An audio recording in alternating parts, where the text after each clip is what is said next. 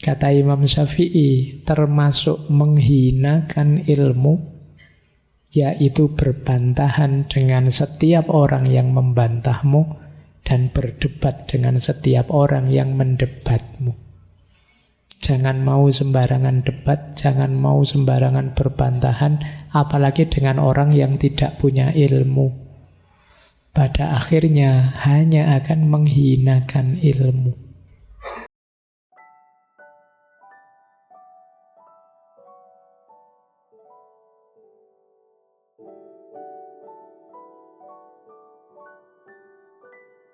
Ada 5 menit ya, saya tadi tiba-tiba teringat, ya dalam Islam juga perilaku mengalah sangat disarankan. Misalnya itu saya ambil ada hadis, saya lupa ini dulu pernah saya kutip hadis ini di ngaji filsafat.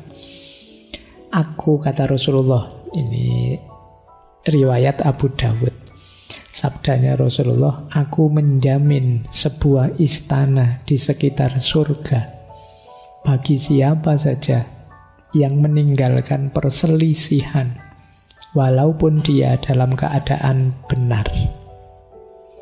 Dan di pertengahan surga bagi seorang yang meninggalkan dusta walaupun dalam keadaan bercanda. Dan di bagian surga tertinggi bagi yang terpuji akhlaknya. Menghindari perdebatan perselisihan yang tidak perlu. Meskipun kita benar, itu berarti mulia. Mari kita mempersedikit perselisihan semampu kita. Ini salah satu hadisnya ya. Jadi ngalah saja tidak apa-apa kalau dampak dari perselisihan itu lebih besar efek negatifnya daripada kemenangan kita. Pinter-pinter kita ngukurnya. Dan toh oleh Rasulullah malah dijamin istana di sekitar surga. Itu kan lumayan kita. Meskipun di sekitar surga kan kalau main misalnya nongkrong di kafenya surga kan tinggal nyebrang. Kan dekat. Kalau ingin masuk di pertengahan surga ya hati-hati, kalau sedang bercanda jangan berdusta. Kalau ingin di surga yang tertinggi berarti totalitas diri kita harus kita bangun dengan akhlak yang terpuji. Ini isyarat dari Rasulullah. Kalau ini Imam Syafi'i. Kata Imam Syafi'i, termasuk menghinakan ilmu, yaitu berbantahan dengan setiap orang yang membantahmu dan berdebat dengan setiap orang yang mendebatmu. Jangan mau sembarangan debat, jangan mau sembarangan berbantahan, apalagi dengan orang yang tidak punya ilmu. Pada akhirnya hanya akan menghinakan ilmu. Kata Imam Syafi'i lagi, aku tidak akan pernah berdialog dengan orang yang tujuannya adalah aku lebih senang kalau dia salah. Dialog itu tujuannya biar bersama-sama menemukan kebenaran, bukan menunjukkan salahmu dan menegaskan benarku. Dan Imam Syafi'i tidak mau. Kalau ada dialog kok tujuannya hanya ingin menunjukkan salahnya lawannya. Dia tujuannya tetap menegaskan kebenaran yang kita yakini. Nah, ini contoh yang berhubungan dengan mengalah. Terakhir dari Imam Syafi'i ada pesan, hati-hati dengan gaya hidup menang kalah. Ini kan menang kalah itu kan saling menaklukkan, saling berkompetisi. Yang tidak mengalah tadi loh. Kalau hidup kita hanya ingin berkompetisi saja, ingin menang terus, unggul terus atas yang lain, ayo hati-hati. Kata Imam Ghazali, kenapa harus hati-hati? Sifat-sifat buruk itu biasanya menyusup. Orang yang tujuannya hanya menang kalah, biasanya yang pertama apa? Mengabaikan kebenaran.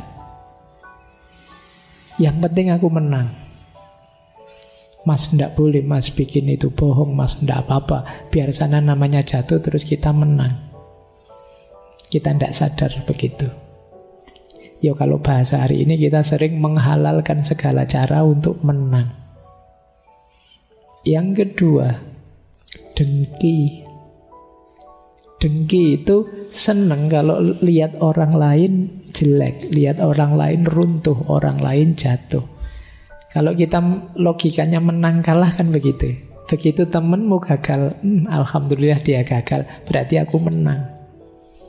Secara tidak sadar muncul kedengkian dalam diri kita. Atau kalau kita merasa lebih tinggi, tenang saja, seperti apapun dia tidak akan bisa mengalahkan kita. Itu yang disebut takabur, sombong. Kalau tidak begitu, kadang-kadang ada dendam. Mungkin kita pernah dikalahkan. Wah, dia sekarang kok unggul ya, awas nanti saya bales, dendam. Atau muncul ghibah, ngomong jelek.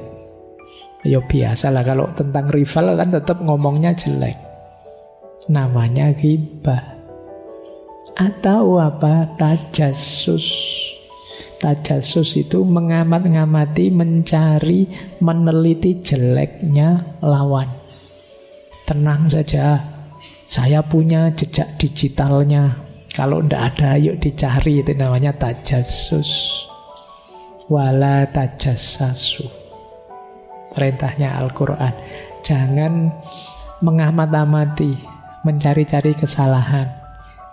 Jangan jadi intelnya yang lain, kecuali kalian memang intel. Ya, kalau bukan intel, ya jangan praktek jadi intel. Jangan tajassus. Kadang-kadang kita jatuh pada munafik. Demi bisa menang, kita menciptakan kepalsuan-kepalsuan diri. Dan tentu saja mudah terjebak riya, pamer. Ini lo hebatku, ini lo luar biasaku. Jadi hati-hati yang mode hidupnya menang kalah. Pak, apa enggak boleh Pak kita menang, kita unggul dari yang lain? Boleh, tapi jangan dijadikan mode hidup. Pak, saya itu cuma belajar saja, pingin nilai tinggi. Ternyata kok malah jadi yang terbaik Pak, saya unggul. Ya enggak apa-apa, alhamdulillah. Tapi tidak diniati sejak awal untuk mengalahkan semua yang lain. Entah caranya gimana, saya harus nomor 1. Kamu melakukan kebaikan semaksimal mungkin, ternyata terus jadi yang terbaik. Ya enggak apa-apa. Tapi tidak sejak awal diniati untuk menang kalah, bahwa saya harus unggul, yang lain harus jelek. Ini kenapa? Karena kalau logik mode hidup kita menang kalah, kita rentan terjebak akhlak-akhlak negatif itu. Disitulah penting kita latihan tadi ya, mengalah, biar tidak terjebak menang kalah.